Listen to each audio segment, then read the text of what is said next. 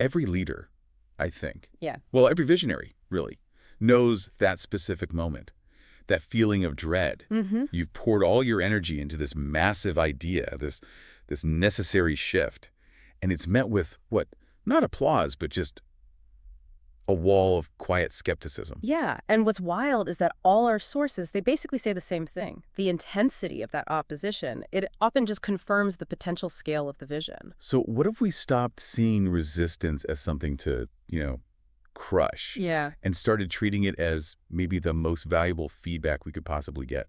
That is the entire premise of this deep dive. We've pulled together a stack of materials that all argue resistance isn't a hurdle, it's a resource. A resource. Exactly. So our mission for you, the listener, is not to just learn how to manage opposition, but how to actually transform it, to turn it into Yeah. real, genuine organizational alignment. Okay, but that sounds difficult. It is, and it requires mastering what our sources are calling relational intelligence. Relational intelligence. It's the capacity to really listen before you lead and to connect deeply before you issue a single command. So this is a huge flip in perspective. Yeah. Instead of just forcing a vision through, the core truth is that resistance. It isn't the enemy of transformation. It's the, what do they call it? The proving ground. The proving ground. It's an inevitable signal that your idea is actually powerful enough to challenge what's comfortable, what already exists. Okay, let's unpack that then. Yeah. We often just label dissenters as negative. Right. They're just being difficult. But our sources insist that just dismissing that pushback as, stubbornness, that's a grave mistake. It stops you from ever finding a real resolution. So before we manage it, we have to diagnose it. And those causes are often intensely human and predictable, actually. The most primal one is just fear of the unknown and loss. Sure. Leaders, they propose a change based on some future gain, but everyone else assesses that change based on what they're about to lose right now. So they're doing a calculation in their heads. An immediate one. They're calculating what they might sacrifice. Status, their routine, comfort. One source gives this great example of a company shifting its whole culture. Right. And the long-term employees, they don't see efficiency. They see a direct threat to who they are in that company, their identity. So the resistance is really rooted in a feeling of vulnerability. It's not even about the details of the plan itself. A lot of the time, yes, exactly. And we also see resistance just bloom from misunderstanding or a lack of clarity. Oh, this one's huge. It is. If the leader just presents this lofty vision without breaking down the specific how and what, a vacuum is created, and people fill that vacuum. And they always fill it with the worst case scenario. Almost always. Ambiguity just breeds anxiety. Vague planning is a breeding ground for friction. Okay, so moving on from just confusion, our sources also highlight perceived self-interest and competing agendas. A big company introduces a new centralized software system. The IT department sees synergy, but the marketing department just sees their budget for a specific project getting diverted. It's loyalty to their own micro-agenda over the new macro vision, and that's tied so closely to the NIH syndrome. Not invented here? Not invented here, yeah. If a great idea comes from an outside consultant, or it's just imposed from the top down, it can be resisted purely because the team feels bypassed. They feel like it lacks internal ownership. And finally, there's a really distinct dimension the sources acknowledge. The spiritual dimension. Yeah, for anyone in mission-driven work, this is key. Resistance can show up as something less clinical. It can be a subtle discouragement or division, or even just these entrenched strongholds of, apathy. So you're saying discernment is crucial there. It is, because what looks like a budget dispute on the surface might be masking something much, much deeper. That's critical context. Okay, so let's look at how this all played out in the sources' historical case studies. They contrast this fierce external opposition with this really profound internal fear. Let's start with Nehemiah. Right. Nehemiah, he's rebuilding Jerusalem's walls, and his project faces this relentless external pressure. You have rivals like Sanballat and Tobiah. And their first move isn't physical. It's psychological. Totally. It's ridicule. It's all designed to undermine morale and just create self-doubt. And that scoffing was so specific. It was designed to hurt. Tobiah's famous jab. Even what they were building, if a fox climbed up on it, he would break down their wall of stones. I mean, it's just so dismissive. It's designed to make the builders feel small, to make their entire effort feel meaningless. And when the ridicule didn't work, they move to actual sabotage, physical threats. And this is where Nehemiah's strategy is it's this powerful blend of deep faith and hard-nosed pragmatism. we prayed to our God and posted a guard day and night. That's the one. And the enduring image from that is the workers, right? They're carrying their tools with one hand and held a weapon in the other. They knew that faith required being prepared. But the sources, they really highlight something else, that the external threat was actually secondary Yes. to the resistance from within, which was even more damaging.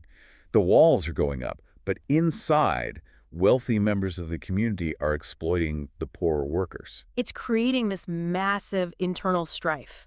That internal injustice threatened to collapse the whole project from the inside out, no matter how strong the walls were. And Nehemiah's response is intense. The sources call it righteous indignation. Yes, and he confronts the powerful leaders publicly, but crucially, he backs it up by leading with his own personal example. He refuses his own governor's salary, which was substantial. And that one action, that rebuild trust, it silenced critics way more effectively than any top-down mandate ever could have. But how do you, as a modern leader, how do you discern righteous indignation from just, losing your temper because your project is on the line? Is that practical? That is the key challenge, isn't it? Nehemiah's anger was focused on the injustice, not on his own inconvenience. It was selfless. And his response wasn't just emotional, it was swift, it was public, and it was followed by immediate, practical restitution. Okay, so let's contrast that very swift public confrontation with Gideon. His whole journey was defined by internal resistance, fear, inadequacy. Right. Gideon's facing these overwhelming external odds against the Midianites, but his main resistance, it's coming from himself. I am the least in my family. Exactly. And his story shows God actively creating resistance to human strength. The famous pruning of the army. Yeah. God takes his army from 32,000 down to 300 men. I mean, from a resource allocation standpoint, that's just counterlogical. Complete madness. It was done so deliberately, though, to ensure the victory could only be attributed to God, stripping away any possibility of human boasting.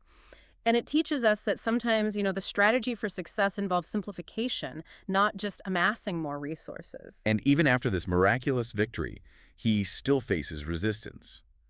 This time from the tribe of Ephraim, who felt slighted. Yeah, they were angry. They weren't called in sooner. And this speaks to that classic organizational problem of handling bruised egos after a big win. So how did he handle it? Gideon's response is a masterclass in de-escalation. He doesn't argue the facts, he just focuses on affirming their value. He praises their crucial contribution, saying the gleanings of Ephraim's grapes were superior to his whole harvest. He validates their importance. He validates their sense of importance, and the conflict just dissolves. Right. So the overarching lesson from all this is, well, it's simple. Effective leaders engage with resistance. They don't dictate or run from it.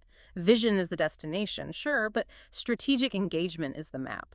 So what's the starting point? For that strategic engagement, what's step one? Active listening and empathetic inquiry. It's about creating, first, safe spaces for dissent.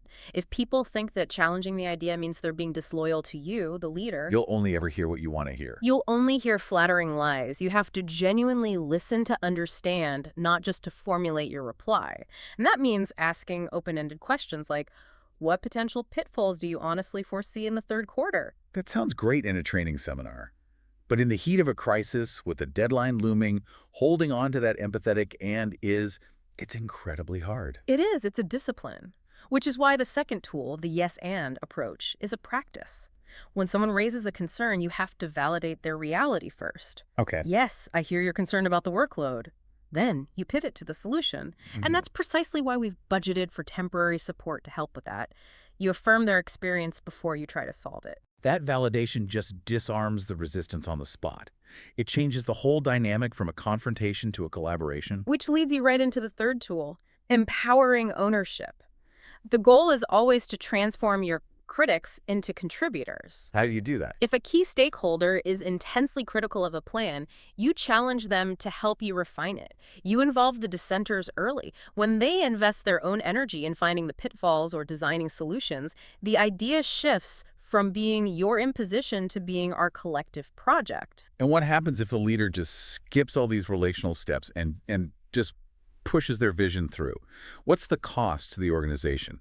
That is the grave mistake. It's enforcing vision just through positional authority, the because I said so method. Our sources warn this only ever achieves compliance without commitment. Compliance without commitment. Ouch. People will show up, they'll punch the clock, but their innovation, their critical thinking, their Their heart is checked out.